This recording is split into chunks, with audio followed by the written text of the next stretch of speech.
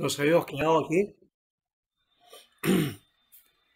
y estábamos hablando de este hecho de la bipolaridad sexual, ¿no? O sea, varón y hombre, varón y hembra, donde va hablando de la que Dios va ordenando la procreación, ¿no?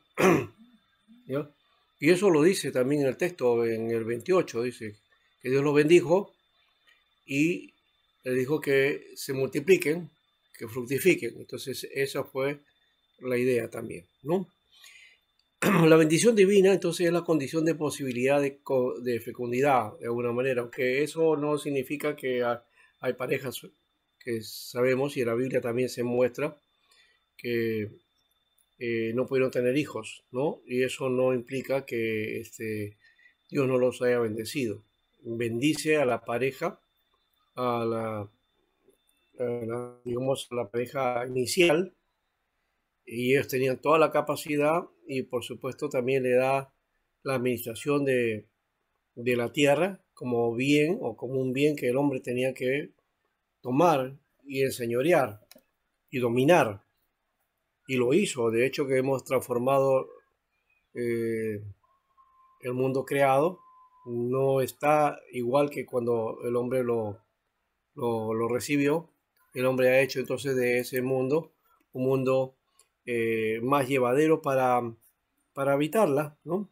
Con tecnología, con ciencia y con todo eso, ¿no? Hemos desarrollado en esa dimensión. Por eso es que nosotros podemos transmitirnos y vernos ahora, ¿no? Estando distantes, pero nos estamos viendo, ¿no? Y aquí los veo también, claro, aquí están cada uno de ustedes, ¿no? Solo que algunos no han puesto su cámara, ¿no? Henry, Leila, Aide, Daniel, pongan sus Aquí cámaras estoy, todos. aquí estoy, Ahora sí. pastor. Sí, Alexis y Leila faltan. Bueno, Alexis sí, sí está ahí ya.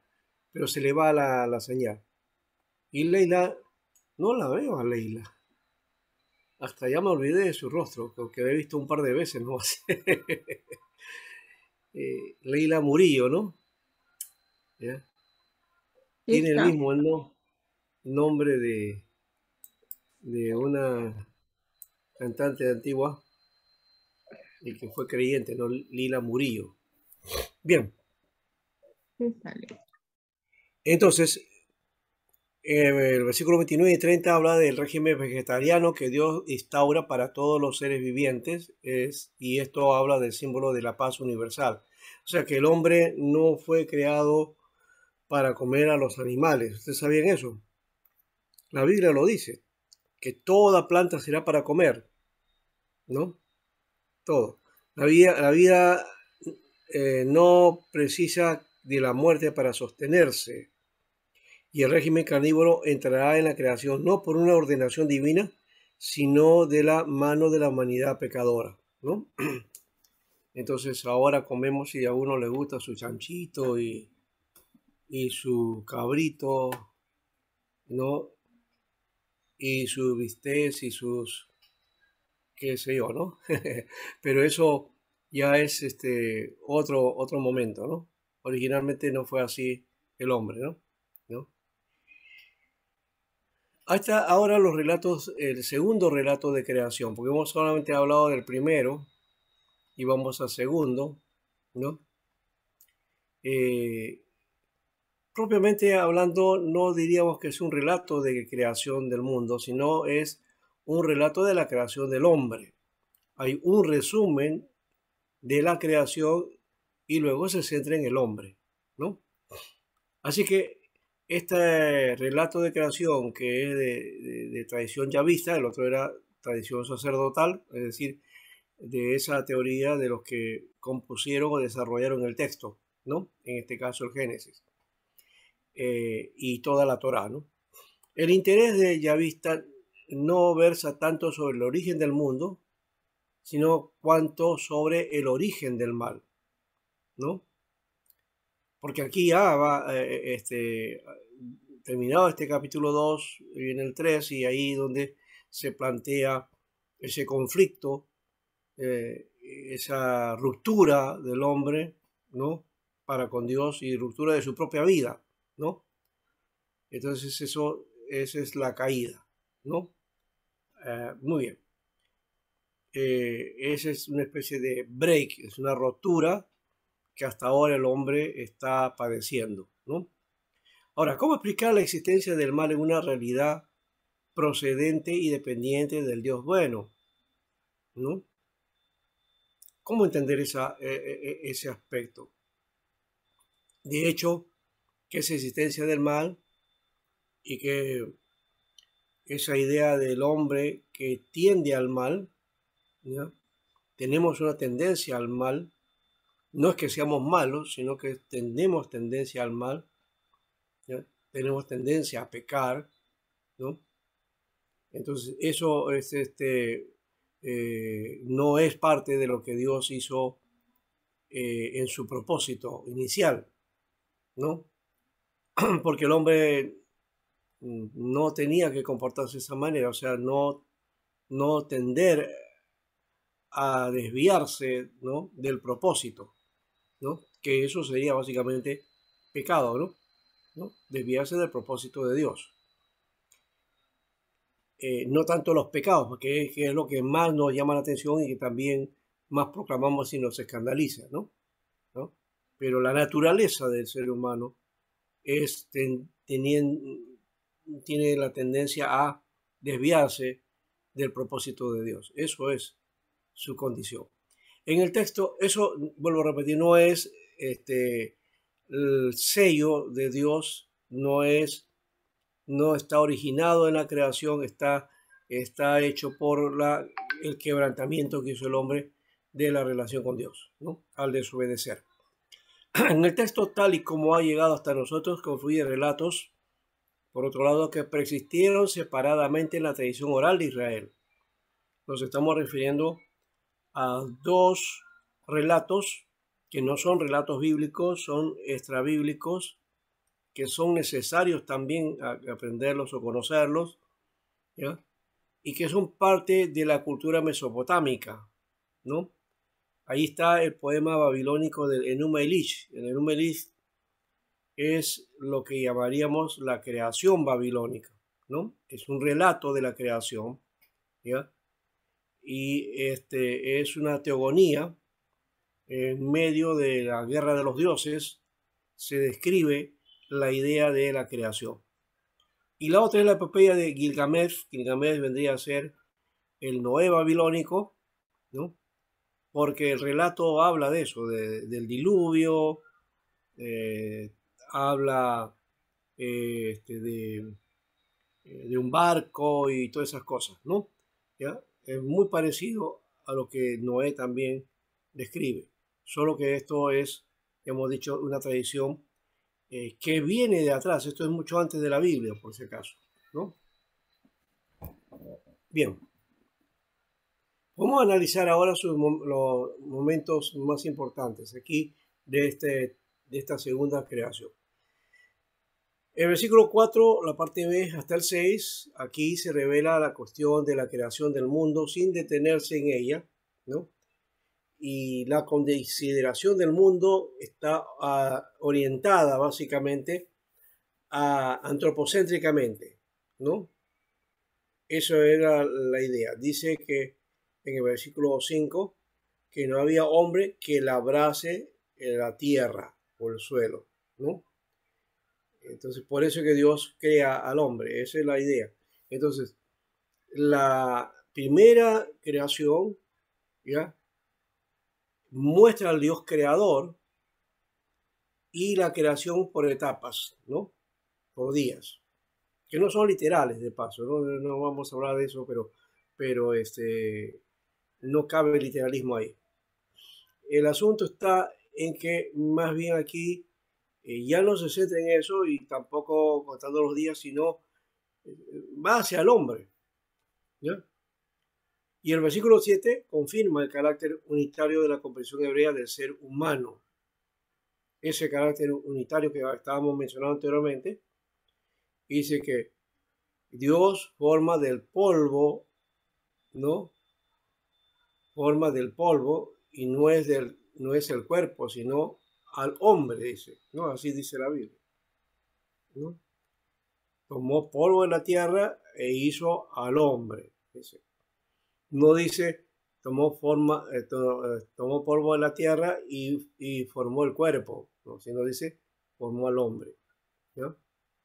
Y luego ese hombre hecho de barro dice que Dios le insufla, es decir, sopla, ¿no? Ese insuflar no es el alma, sino el aliento. El aliento, que es el Neshama, que es un sinónimo de Nefesh, ¿ya? Para que por el aliento se haga Nefesh. Porque es lo que va a decir después, Nefesh Hayá. Así que el resultado de esa operación en dos tiempos es el ser viviente. Pastor. Nefesh Hayá. Nefesh Hayá. Ahora, hay una pregunta también aquí, porque esos seres vivientes aparecen también en otros momentos en la creación, ¿no? Y siempre aparece la palabra Nefesh Hayá, ¿ya?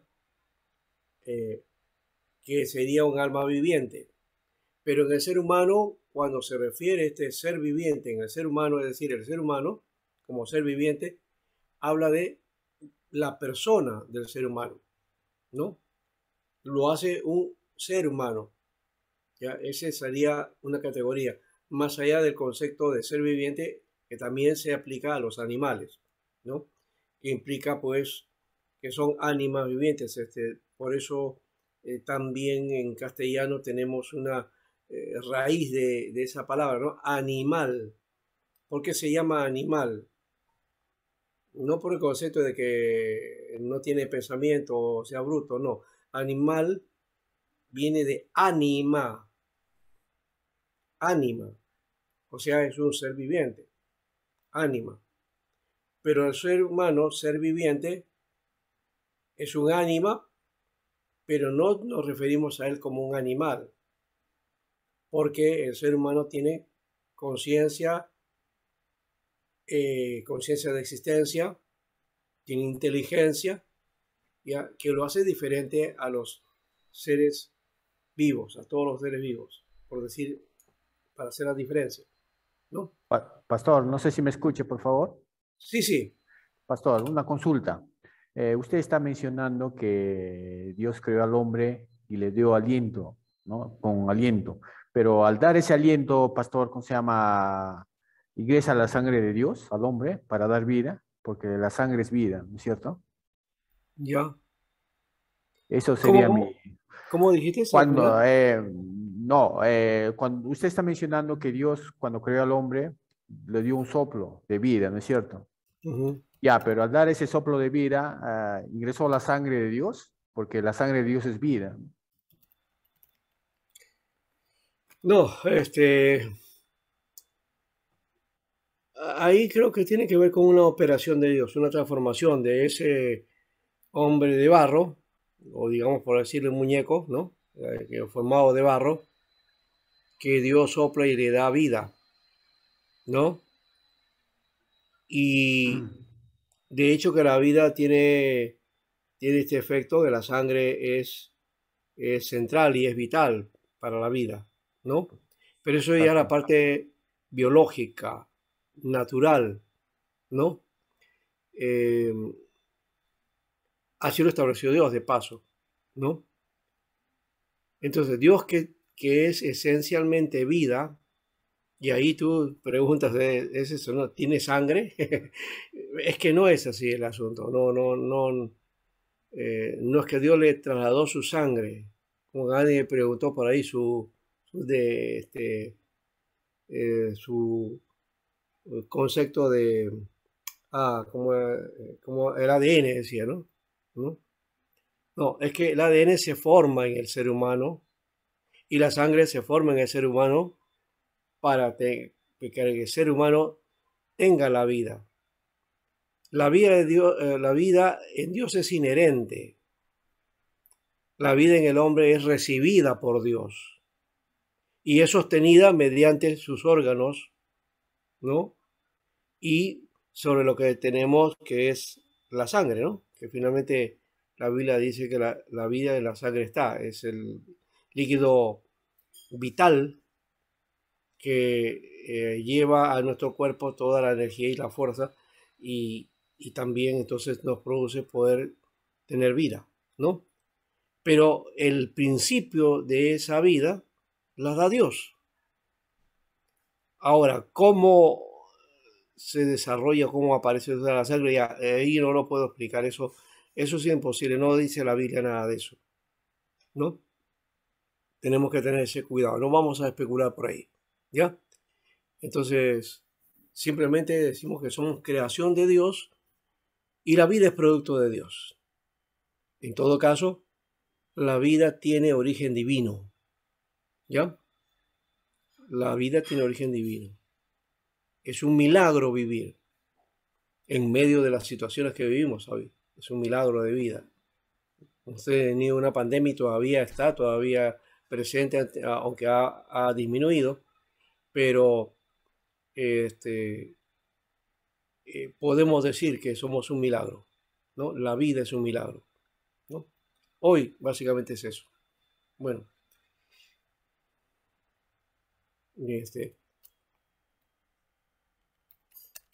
muy bien, entonces ahora vamos a seguir adelante con esto.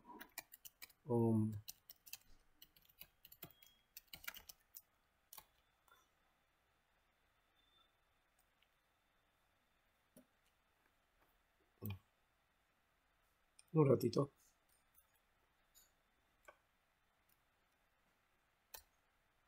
Ya. Entonces,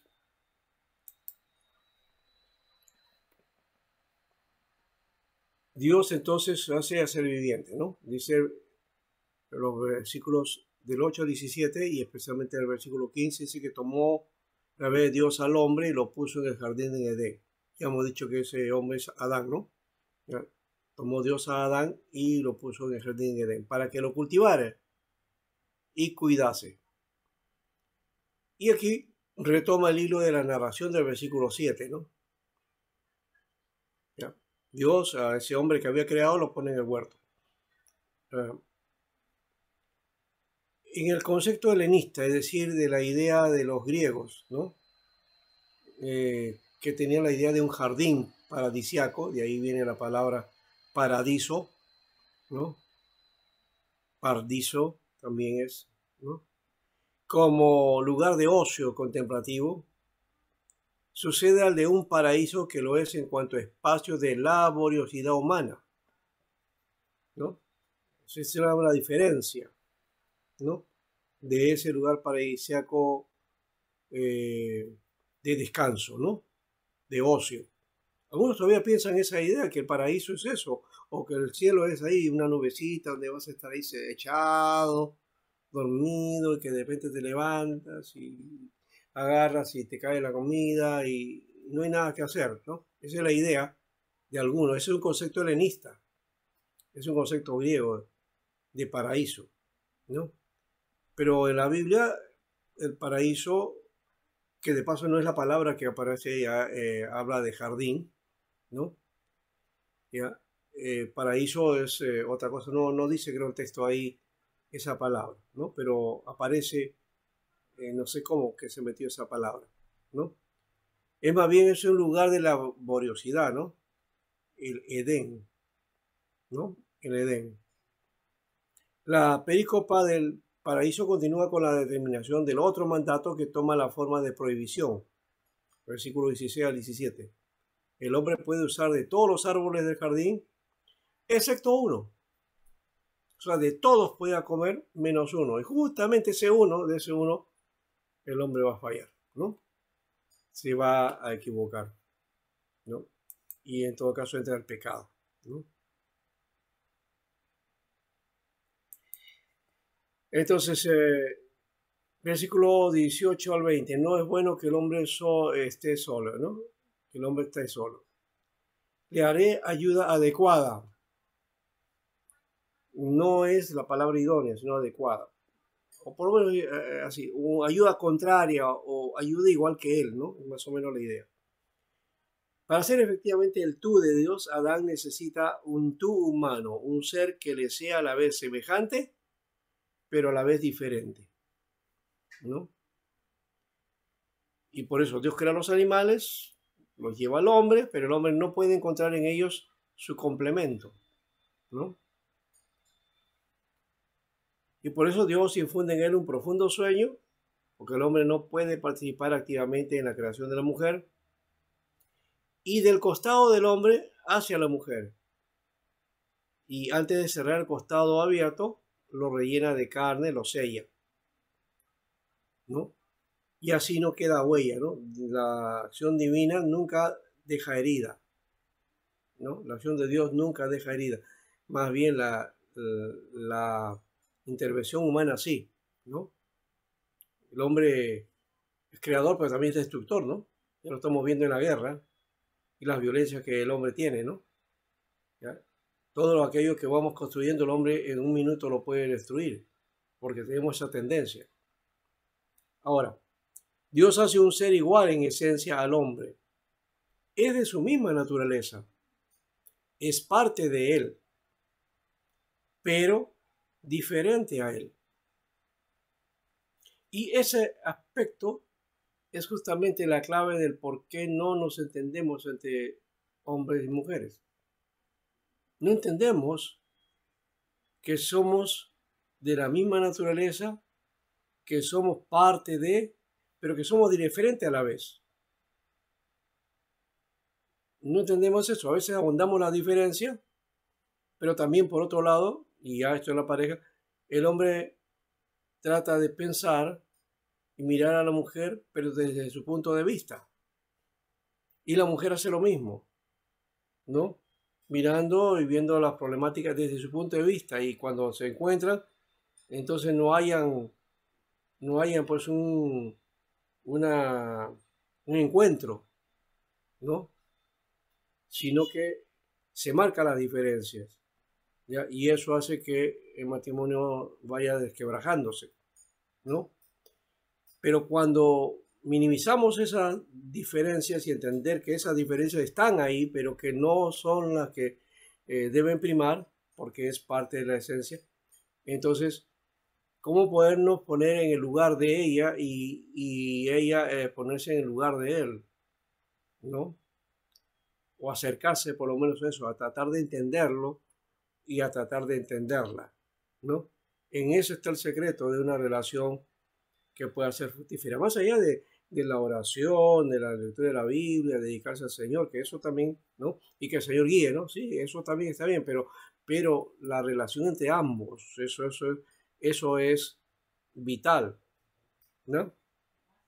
Porque podemos orar, podemos hacer devocional, lectura de la Biblia, ir a la iglesia y cumplir con todos los detalles, pero en la casa no nos comunicamos. No sabemos cómo es él, no sé cómo es ella, ¿no?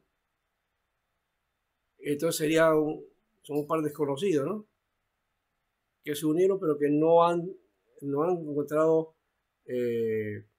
las diferencias y las semejanzas que tienen para unirse y para ser con pareja y compañía, ¿no? Porque la pareja no solamente es para la unión sexual, ¿no? Sino también pareja es para compartir toda la vida, ¿no? Y creo que ese es otro elemento que Dios pone ahí. El hombre estaba solo y necesitaba de una compañía semejante a él para que emprenda el camino junto, ¿no? Entonces el hombre no es hecho solitario, es hecho para tener compañía, ¿no? Y tener otro ser humano semejante a él. Eso fue el principio, ¿ah? Por si acaso, porque hoy día con la sociedad que se ha ido desarrollando, ahora el hombre, pues esa tendencia a la soledad más bien es una cuestión anímica, psicológica, ¿no? Y que a veces es parte de ciertas situaciones, pero esencialmente el hombre solo no existe, porque siempre hay otro ser humano, ¿no? Otro semejante, ¿no? Que necesita de la compañía íntima de alguien también, ¿no? Que eso es lo que hoy día se hace menos, porque el hombre tiende a tender a eso, no a vivir solo, la mujer sola, ¿no? Y entonces gasta su energía en sus amigos, en la familia, en tratar de hacer otras cosas, ¿no? Pero, y ahí queda, ¿no? Y se realiza de esa manera, ¿no? Pero en fin, así va. La Biblia entonces, la Reina Valera en el versículo 18 traduce idónea. Idónea para él, ¿no? La ayuda idónea para él. La palabra es kenegdo, pero el significado de esa palabra más bien es adecuada, complemento, diferente,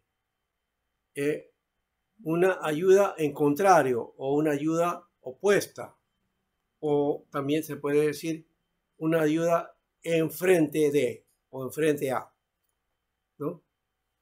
Es ella ayuda ya frente a Adán. La palabra total es eser kenedo, que es ayuda en frente de, ayuda adecuada, ayuda complementaria, ayuda opuesta. También podemos decir ayuda contraria, pero no contraria en el sentido negativo, ¿no? Sino de complemento. El énfasis en esta parte está en ayuda, la palabra eser, que expresa la necesidad con ella, ¿no? Con ella el hombre tiene que ser su ser completo, ¿no? Entonces, esa expresa necesidad y el hombre con ella se hace completo y puede hacer comunidad, generación, humanidad, ¿no?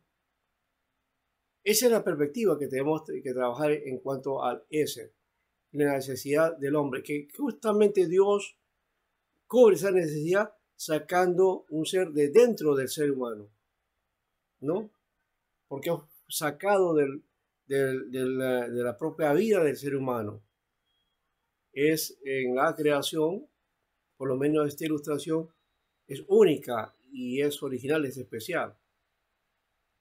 Que Dios haya sacado a la mujer del costado del hombre no significa que sea menor.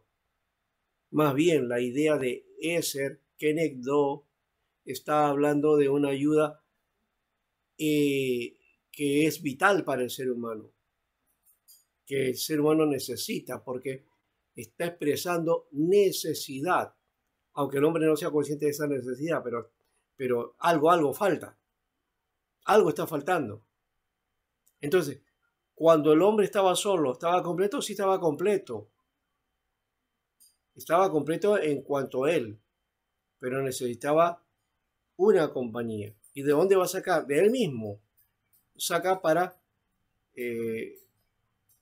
hacer esa parte complementaria que va a ser parte de él. Van a ser uno, ¿no?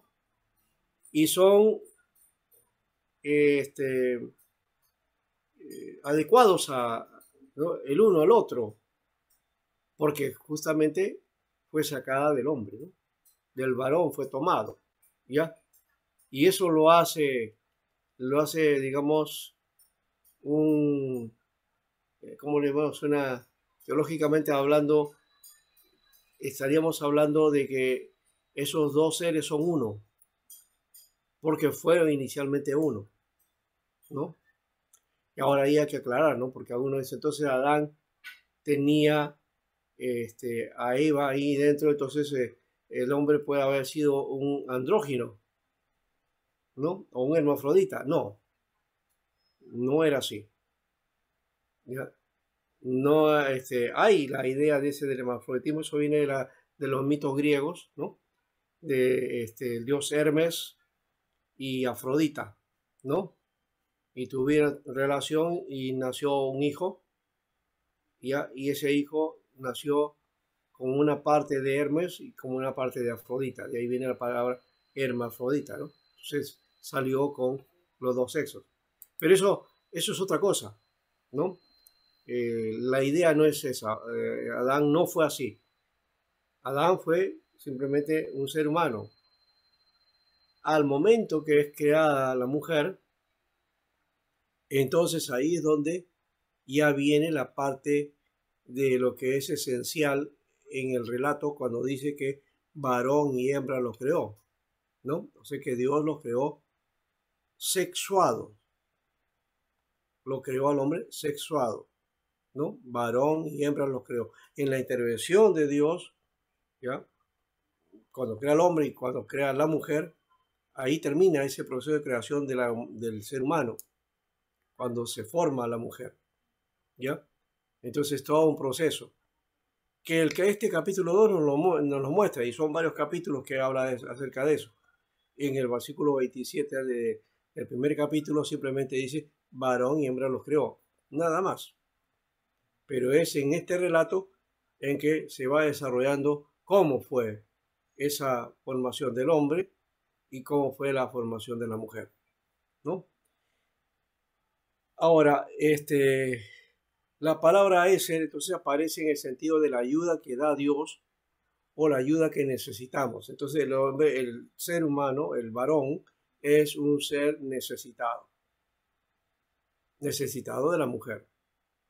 Ahora, hay que cambiar esta figura porque algunos creen que necesidad porque este asunto del sexo y que el hombre no necesita de la mujer porque si no, no pueda fornicar o caer. Eso es una idea mala, eso viene, otra vez, eso tiene la culpa del medioevo, ¿no? Y la iglesia romana que nos ligó con esa idea loca y que todavía no se nos va de nuestra mente, ¿no? Y creemos que el hombre necesita del sexo. El hombre no necesita del sexo. El sexo no es una necesidad. El sexo es una capacidad que el hombre tiene, ¿ya? Para el goce en su momento y también para tener hijos, ¿no? O producir. Pero no es propiamente para procreación nada más, es para disfrute. Pero para el disfrute cuando encuentre a la pareja, cuando encuentre a la Eva como encontró Adán, ¿no? Bien, entonces más bien sí necesita, pero por otra condición, no por la cuestión sexual, para disfrutar solamente eso, sino necesita a la mujer porque el hombre necesita esa complementariedad, ¿ya? Si bien la complementariedad se la daba a Dios porque recibe la ayuda de Dios, pero necesitaba un ser semejante a él, pero diferente a la vez, para que complemente y esa ayuda se concrete, ¿no? El sentido de la soledad del individuo es una forma de interpretar el texto y tiene connotaciones existenciales, pero el texto muestra que el hecho de que la unión de la primera pareja implica el comienzo de las generaciones, y esto está en concordancia con la intención del texto, porque habla de estas son las generaciones, ¿no? La palabra Toledo. Estas son las generaciones. Frase que aparece varias veces en el Génesis, son como 10 veces a 11 veces que aparece la palabra generación, ¿no? Muy bien, el versículo 22 al 23 dice que Dios lleva a la mujer ante el hombre y no puede encontrarse casualmente con ella y tiene que descubrirla, reconocerla y aceptarla libremente, ¿no? Y de ahí viene el versículo 24, donde dice, Adán y Eva son en verdad una sola carne, una comunión de ser en dos personas distintas, ¿no? Y el 25, entonces, ahí viene ya el desencantamiento de este drama, ¿no? Dice que estaban desnudos sin avergonzarse, porque el hombre y la mujer estaban frente a frente, mostrándose tal cuales son, ¿no? ¿Ya? Entonces el hombre y la mujer están juntos, ¿no? Y viven y bueno, están desnudos porque no hay necesidad de cubrirse, ¿no? Algunos hablan que la gloria de Dios cubría al hombre. Y luego el hombre perdió por el pecado esa gloria de Dios, y entonces por eso es que se vio desnudo. Pero ese estado de inocencia permitía que el hombre y la mujer no, en su relación no veían nada malo, ¿no? Y tenían su intimidad. Eso quiere decir que la unión sexual no es originalmente un pecado, como algunos dicen, ¿no? O que el pecado fue un quebrantamiento de esa relación sexual, ¿no? Eso no es lo correcto. Sí, el hombre y la mujer se unían, por eso dice, serán una sola carne. Una sola carne está hablando de unión, de relación, de intimidad. ¿Bien? Bien, la síntesis aquí. El hombre es criatura de Dios. Adán es la corona de la obra de la creación divina, ¿no? El hombre, además de su relación con Dios y con el mundo, también se relaciona con el tú. Ahí está el concepto de alteridad, que creo que viene a conflicto, porque justamente el problema viene en eso, en la relación, como no, que no se lleva bien. Entonces, el ego y el alter. El ego es el yo y el alter es el otro. Ese otro, en este caso otra, ¿no? Que es igual pero diferente a mí, ¿no? Entonces hay una relación de el alter, el ego, ¿no? Y de alguna manera uno diría eso también, ¿no? Que la mujer debe ser el alter ego del hombre, pero claro, es que no es igual, ¿no? No es un yo pero en otro, ¿no? Soy yo pero es ella. En todo caso, eso se ocurre en ambos, ¿no? Porque en ella también, en la visión de ella, Adán es el tú y ella es el yo. Entonces hay una relación de yo-tú y tú-yo, ¿no? Entonces el hombre aparece como una realidad unitaria en este caso, ¿se dan cuenta? Y ninguno de los dos relatos de la creación pretende informar sobre los aspectos científicos del origen del hombre. Ese es otro problema al querer meter la ciencia cuando la Biblia no está escrito en términos científicos como entendemos la ciencia hoy día, ¿no? Ahora, ¿el Génesis es historia o mito? Bien, el Génesis no es mito, aun cuando tenga elementos míticos. Sí hay elementos míticos y hemos hablado también de la procedencia de algunos relatos de dónde viene, el Gilgamesh, el Enuma Elish, ¿no? Y hay otros más por ahí que también son los que se perciben como fuentes de alguna manera, ¿no? Pero nos desarrolla todo esto como una narración histórica, ¿no? Una narración histórica que va describiendo a los primeros seres humanos, a las primeras comunidades, luego como Dios levanta un hombre y va formando un pueblo a partir de ese hombre y aparecen los planes y todo lo demás para luego establecer a Israel, la tierra y todo eso, ¿no? Ahora, la imagen de Dios en Cristo en la antropología en el Nuevo Testamento. Aquí veremos los sinópticos. ¿Qué son los sinópticos? Son los evangelios sinópticos. El hombre aquí ha recibido de Dios no solamente el ser, sino también la continuidad en la existencia, ¿no? De Dios hemos recibido la continuidad en la existencia, ¿ya? De ahí que ha de surgir una actitud de completa disponibilidad como la de ser siervo ante Dios, ¿no? Porque cuando hablamos de existencia, ¿qué soy también, no? ¿Ya? ¿Qué es lo que somos delante de Dios? Bien, la Biblia habla de ser siervo ante Dios. Sin embargo, aquí esta dialéctica de Señor-siervo se experimenta en la predicación de Jesús una significativa flexión, es decir, el Señor es Padre, pero el siervo es el Hijo, que también es Señor, pero se presenta como siervo. Aquí los evangelios confirman el rasgo dialogar entre el hombre y Dios. Serán dichosos aquellos hombres que oyen la palabra de Dios y la guardan. Aquí este es el hecho entonces de que Dios, al mandar a su Hijo, viene como ser humano, y en esa sujeción de ser humano es un siervo, David, ¿no? Y oye la palabra y la guarda, ¿no? Y dichoso, y de esa manera también nos transmite la palabra, ¿no? Muy bien.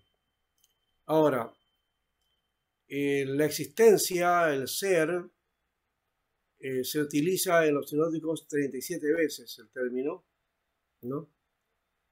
Y aquí está la palabra psique, que es la que aparece, recuerden que estábamos hablando de nefesh, el ser viviente, y ser viviente unitario, ¿no? Único. San Pablo, por otro lado, ve la característica veterotestamentaria del hombre como imagen de Dios, ¿no? Y por eso dice que el hombre no debe cubrirse la cabeza porque es imagen y gloria de Dios, ¿no? Es la mujer que se cubre la cabeza. Bueno, ahí sí hay otra corriente muy curiosa, porque en el judaísmo de este tiempo es el hombre que se cubre la cabeza. Se pone aquí una gorrita en medio que se llama el kipá, ¿no?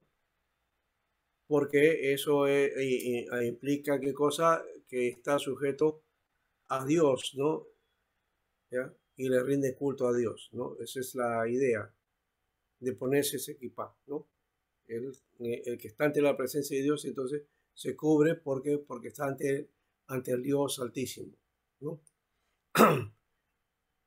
Entonces es otro concepto. Su aporte más significativo es la introducción de Cristo, ¿no? Pablo habla de eso.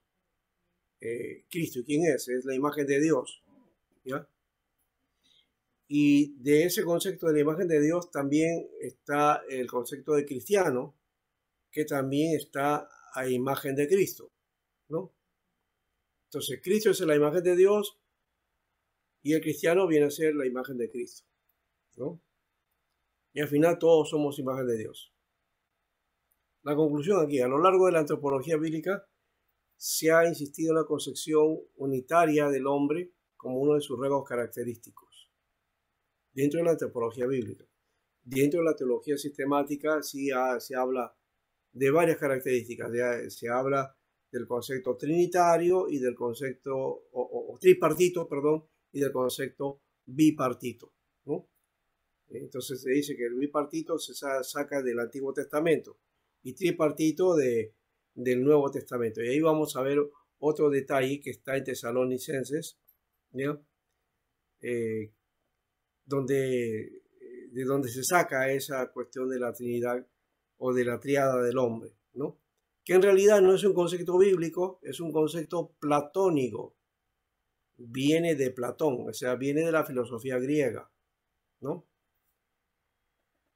Esto es de suma importancia porque una interpretación del hombre como composición dualista del hombre, alma más cuerpo, hace inviable dos verdades de la fe cristiana, ¿no? La encarnación del Verbo y la resurrección de Jesús y de los muertos. La persona humana creada a imagen de Dios es un ser a la vez corporal y espiritual.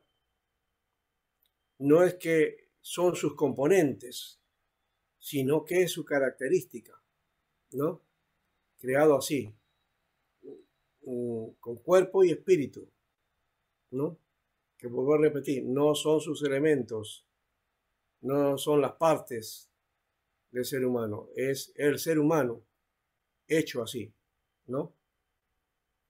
Con corporeidad y con expresión espiritual, diríamos así, ¿no?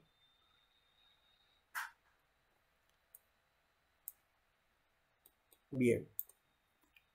La naturaleza del hombre ahora, vamos a mirar ahí, si vamos a, creo que por ahí ya vamos terminando, y ya la próxima semana vamos a ver este concepto de lo tricótomo y lo dicótomo, ¿no? Y vamos al final a ponernos al día por algunas cosas. Voy a ver, en este caso voy a tener que entregarle a ustedes los libros de teología sistemática, los que componen y hablan sobre la antropología del hombre o la antropología bíblica, y hace las lecturas correspondientes para eso. ¿Ya? Ahora, la síntesis de los relatos ya hemos dicho, entonces ya eso va por acá, esto también hemos terminado, esto también, y vamos acá. ¿Ya? Y este es el título sobre la naturaleza del hombre. A menudo el término alma se designa en las Sagradas Escrituras a la vida humana o a toda persona humana. Así que alma no es una parte del ser humano, sino es la persona humana misma. ¿Ya? Pero también por otro lado designa también lo que hay de más íntimo en el hombre y de más valor en él, aquello por lo que es particularmente imagen de Dios. Eso quiere decir que alma significa el principio espiritual en el hombre, ¿ya? Porque el hombre es un ser espiritual, ¿no? El cuerpo del hombre participa de la dignidad de la imagen de Dios, que es cuerpo humano, precisamente porque está animado por el alma espiritual. La unidad del alma y del cuerpo es tan profunda que se debe considerar el alma como la forma del cuerpo, es decir, gracias al alma espiritual, la materia que integra el cuerpo es un cuerpo humano. Y ahí si no me pregunten cómo se hace eso, porque ahí eso es un milagro de Dios, en todo caso, ¿no? ¿Cómo entender este aspecto del humano, del alma, del cuerpo?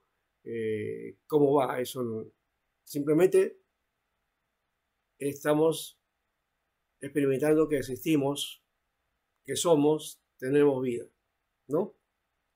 Y ese es el milagro de Dios.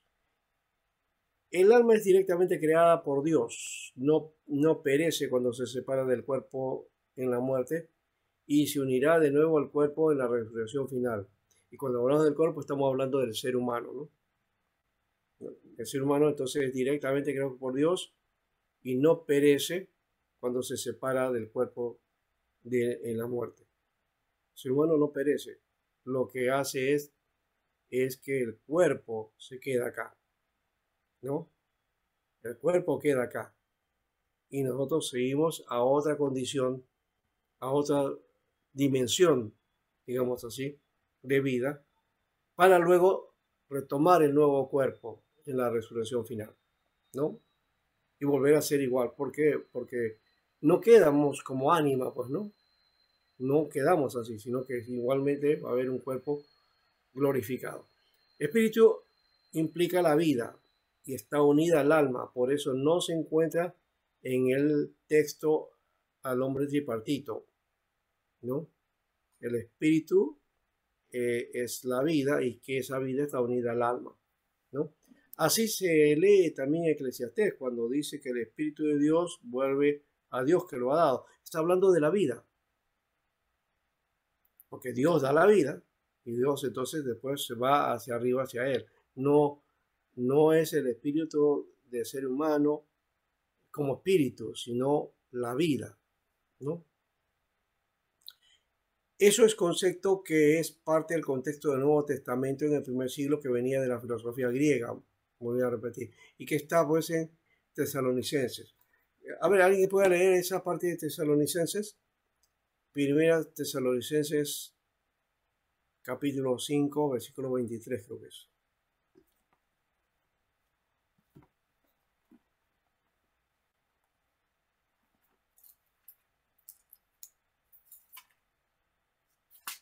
Primera Tesalonicenses 5:23, pastor. ¿Ya?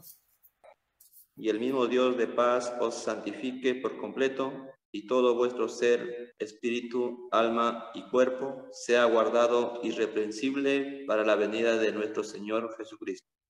Amén. Gracias. Ve, ahí dice que nuestro alma, cuerpo, espíritu sea guardado irreprensible para la venida de Cristo. ¿Por qué lo menciona Pablo así? ¿Es que Pablo creía que el hombre era alma, cuerpo y espíritu? ¿Por qué es esa expresión en esta parte? Bueno, acá hay una explicación. Hemos dicho, Pablo tenía su concepción hebrea, ¿no? Unidad del hombre, ser humano, como todo, y eso lo explica en las epístolas, se denota ese aspecto. Pero en esta, como que se sale del libreto y aparece otra cosa. Y es que lo dice a la ciudad de Tesalónica. Esa ciudad de Tesalónica era de contexto griego, de una cosmovisión griega. Entonces ahí Pablo está hablando como, digamos, de acuerdo al contexto de ese lugar. ¿Ya? Y pone esa triada que ahí viene del platonismo, vuelvo a repetir, ¿no? Y no está enseñando que el hombre es alma, cuerpo y espíritu, sino que está asumiendo que los tesalonicenses lo van a entender porque esa es la forma del diálogo común que ellos tenían por la filosofía platónica, ¿no? Así lo entendían, alma, cuerpo y espíritu. Entonces eso es irreprensible. Pero Pablo no está poniendo ahí una enseñanza doctrinal de que el hombre es alma, cuerpo y espíritu, como muchos lo han asumido, ¿no? Es una expresión que ya había en la filosofía griega, ¿ya? Entonces no es nuevo, ¿ya? Eso es para que los de Tesalónica entiendan, ¿no?, la idea que está transmitiendo Pablo, ¿no? Y por eso les habla en ese lenguaje. Cuando no vemos ese contexto, entonces sacamos otra cosa, ¿no? Bien. Aquí ya tenemos entonces el vocabulario. Aquí vamos a trabajar dualismo, monismo, tricotomía, dicotomía. Dualismo es lo que suele ser la doctrina que establece una separación de cuerpo y alma, ¿ya? Y si en lugar de separación afirma la unión en esta vida, es una unión solo accidental, que no produce por tanto una verdadera unidad esencial del hombre. Y esa doctrina la tenía Platón y Descartes, ¿no? Aristóteles y Tomás de Aquino no compartían esa idea, el dualismo, ¿no? Y esa dualidad de separación, ¿no?, y de unión accidental todavía sigue en parte en algunas corrientes dentro de la iglesia. En la práctica miramos el mundo de una manera dualista, ¿no? Accidentalmente e incidentalmente vemos, ¿no?, la parte temporal y la parte eterna o espiritual, pero la separamos, ¿no?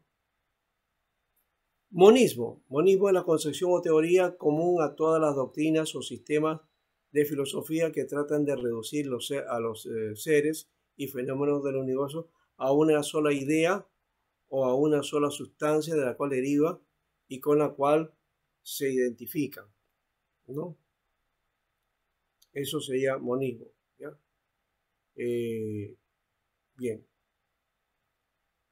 Ese elemento de un fenómeno que todos los seres se reducen a los fenómenos del universo en una sola idea o sustancia, también sería una especie de unidad o universalismo, pero es el monismo esencialmente, que todo entonces está unido, ¿no? Es la idea. Tricotomía, por otro lado, concepción que viene de Platón, ¿ve?, que dice que el hombre está compuesto de alma, cuerpo y espíritu. Entonces, ¿de quién dice Pablo? Habla de eso haciendo uso del pensamiento de Platón. Eso no es doctrina cristiana, es doctrina de Platón, es la enseñanza de Platón. Dicotomía, el concepto que aparece en las sociedades del Antiguo Testamento y se refiere al hombre compuesto de alma y cuerpo, ¿ya? Pero es una manera de mirar el Antiguo Testamento, pero ya sabemos que el Antiguo Testamento más bien nos explica en los inicios de que el hombre es una unidad, ¿no? Eso lo hemos dicho. Pero ahí está el vocabulario para poder explicar también un poquito más estas concepciones, ¿ya? Bien. Entonces, ese concepto tricotómico y dicotómico lo vamos a ver la próxima semana. Pero aquí está ya este concepto que ya yo había adelantado un poco, ¿no? No es un concepto bíblico, aparece en la Biblia, pero no es una afirmación ni una definición. Y si todo vuestro ser, espíritu, alma y cuerpo, sea guardado irreprensiblemente para la venida de Jesús, el Mesías nuestro Señor. El texto literal se interpreta como enseñanza bíblica, pero el sentido es otro. Pablo está dando una salutación final y expone algo que era parte de la cosmovisión de aquel tiempo, un concepto usado en el contexto griego que viene de la filosofía, y que los de Tesalónica lo iban a entender, ¿no? Muy bien, entonces eso viene de esa parte, ¿no? Y del hombre hecho alma y cuerpo, ahí está el Salmo 42 que expresa su angustia existencial y situación de crisis, ¿no? Porque te abate su alma mía, ¿no? En otros momentos también encontramos el texto, estas expresiones, ¿ya? Pero las escrituras lo usan indistintamente, no como parte de un todo, sino como una expresión que se intercala y se entremezcla. El concepto que emana del texto es que el hombre es una unidad, como Dios es uno y el hombre es uno, ¿no? Por otro lado, la Biblia ve al hombre como una unidad psicosomática, ¿no? Esa imagen de Dios, ¿no? Y esa imagen superior e irreducible a su entorno, ¿no? ¿De dónde surgió el problema que nos ocupa? Pues el problema del hombre es que se niega a desaparecer junto con su estructura somática y se reconocen dotados de una creatividad racional, estética y ética, ¿no? Y ahí viene la idea del hombre como un ser uno, ¿no? Del término el hombre tiene alma y cuerpo, el hombre es cuerpo y alma. Y con la afirmación de que el hombre es ser uno, se trata de expresar la experiencia original, ¿ya? Aunque hay actos que son espirituales o actos corporales, eso se manifiesta en la comunidad social. Así que se puede decir, como afirma la Biblia, que el hombre es alma, el hombre es cuerpo, pero entendiendo que el alma no como espíritu puro, sino como coprincipio de la realidad humana. La materia es en cuanto humana, el cuerpo, pero pensado como una porción de materia animada. Así que el hombre entero es, en definitiva, alma y a la vez cuerpo, ¿no? Eso es lo que podemos decir ahora. Y ahí lo dejamos. Y la próxima semana lo vamos a tratar de repasar esa parte también. Pero vamos a ver, ahí terminamos esta parte. Y algunas preguntas antes de irnos. A ver cómo lo ven.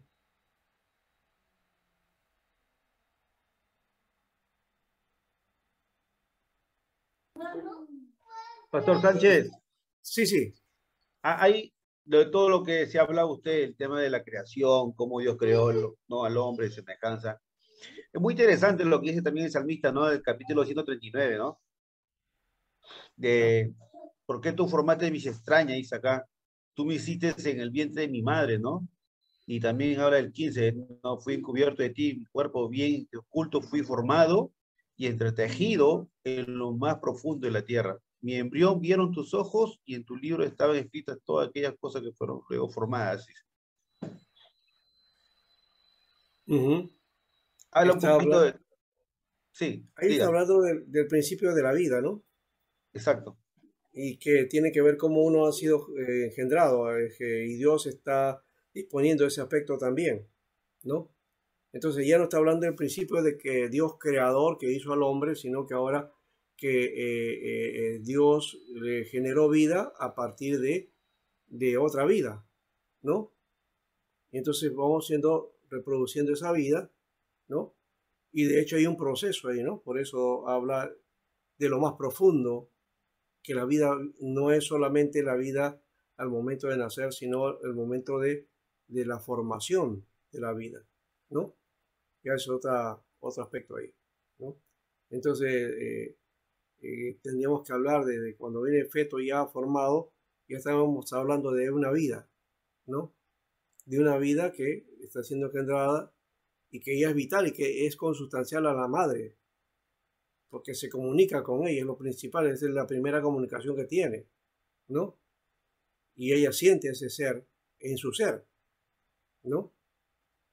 Y luego cuando nace, el milagro del nacimiento muestra ese ser y esa nueva vida a la que tiene que formar y que después dejar para que siga su propio cauce de vida, ¿no? A los hijos no los hacemos moldeados a nosotros mismos, ¿no? No podemos hacer eso. Eso sería hacerles un daño, porque en realidad cada ser humano tiene que hacerse y forjarse, ¿no?, en la dimensión de lograr aquello que tiene que lograr, que no es imitable y que no debe ser repetible, ¿no? Lastimosamente a veces hay padres que queremos repetir, o lo que no hemos podido hacer nosotros, queremos que se realicen en nuestros hijos y los frustramos, ¿no? Bueno, esa es otra cuestión ahí, ¿ya? Pero la idea de agradecer a Dios por la vida, eso es lo que está diciendo ese salmo, ¿no? ¿No? ¿No? Y qué hermoso es ese hecho, cuando una mujer está embarazada y el proceso que ella vive, que es una cosa muy particular y especial que los hombres no conocemos, no experimentamos eso, simplemente lo podemos compartir en el momento de mirar a la mujer cuando esté en todo ese proceso, ¿no? Ya, esa es la única experiencia que tenemos, ¿no? Y luego ver esa pequeña vida, es un milagro de la vida. ¿Sí? ¿Alguien más? Entonces, en la antropología lo que estamos hablando es de los conceptos, ¿no? Esto otro proceso que tú me estás hablando, entonces estás hablando del desarrollo de la vida, de cómo la vida se va dando, y eso que el Salmo 139 te dice, pues se repite cada vez que se gesta una vida y se forma para nacer, ¿no?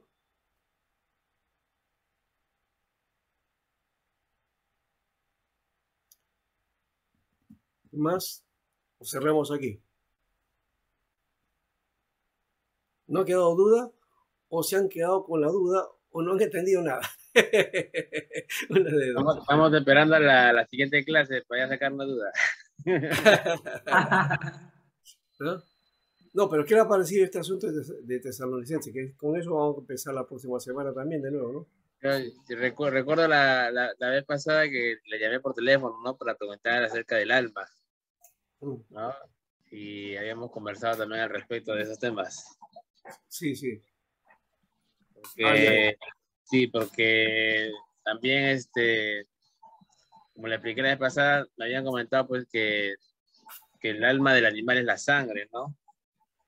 Entonces, ahí conversamos, ¿no? Y también me dijo que es acerca de que nosotros somos almas vivientes, ¿no? Claro. O sea, prácticamente el alma se complementa con el cuerpo. Es vida, pues, ¿no? Es vida. Es la vida, por eso que la Biblia habla de eso, y también el alma viene a ser el ser humano vivo, ¿no? El ser humano viviente. Por eso que nefesh aparece ahí, y también acompañado de la otra palabra, hayá, que es vida o ser. Nefesh, ser, y hayá, vida, es ser viviente, ¿no? Esa es la expresión.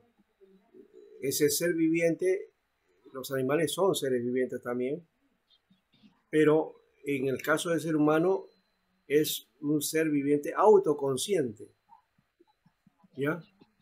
Es consciente de su existencia, ¿no? El animal tiene instinto, aunque siente, tiene recuerdos, y ¿por qué no? También con eso nos damos cuenta, ¿no? Tenemos nuestras mascotas, ¿no? Tiene Perrito, emociones. tú lo crees, se puede comunicar contigo, puede expresar lo que siente o lo que quiere, ¿no? Ahí uno puede entrar en esa comunicación, pero el perrito no tiene racionalidad, ¿no? No razona, actúa por instinto, ¿no? Entonces, si tú dejas a un perrito que no lo has criado bien y lo dejas en un lugar donde de repente hay una cocina o fuego, el perro ese te va a destruir la casa, ¿no? ¿Por qué? Porque no actúa en racionalidad, ¿no? El ser humano, en cambio, sí, puede ser formado de esa manera, ¿no? Con sentido racional, ¿no? Esa es la diferencia, ¿no? Muy bien. Lo demás entonces lo dejamos ahí. Vamos a más bien, dentro del material que ustedes tienen, del material de el sílabo, aquí tenemos algunas bibliografías. ¿Yo? Quiero que ustedes tomen el texto de Teología Sistemática de Berkhoff y también Seminario de la Doctrina Cristiana de Berkhoff. Esos dos libros son claves aquí. O en este caso, Manual de Doctrina Cristiana también, ¿ya? En la parte que habla sobre el hombre, o la antropología, ¿ya?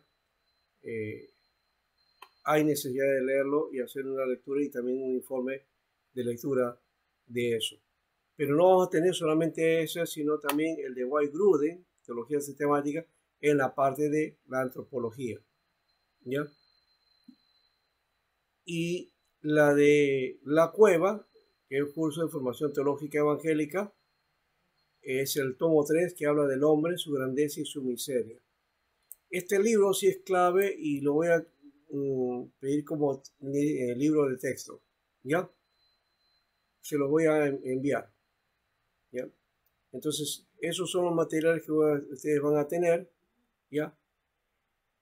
Y aquí vamos a trabajar sobre esto que hemos hablado hoy día, ¿no? Que hemos hablado de este asunto que todavía sigue siendo un debate, a pesar de que estamos definiendo ya aquí nosotros, o tomando una postura. De todas maneras está la posición bipartita y la posición tripartita del ser humano, ¿no? ¿Qué dice Cueva con respecto a eso? ¿Qué dice Berkhoff con respecto a eso? ¿Ya? Sería bueno hacer entonces análisis con ese punto de vista y hagan un artículo, ¿ya? Para, a ver, la próxima semana se puede. Pastor Alberto, una consulta. Sí. Pastor Alberto, ¿todos esos libros usted nos va a mandar o solamente lo que nos está pidiendo? Y yo se los voy a dar. Se los voy a ¿Todos los libros enviar. están ahí? No todos. No todos. Los que estoy mencionando y algunos más, ¿no? Ah, ya. Sí, pastor. Gracias. No, pues si llevo todo, también solamente los que son necesarios para nosotros. Los otros son complementarios. Siempre pongo algunos textos complementarios, pero básicamente los que tengo aquí, la mayoría los tengo, ¿no? El complementario es, por ejemplo, el caso de Calvino, Instituciones de la Religión Cristiana. Pero ahí también habla algo sobre el hombre, ¿no?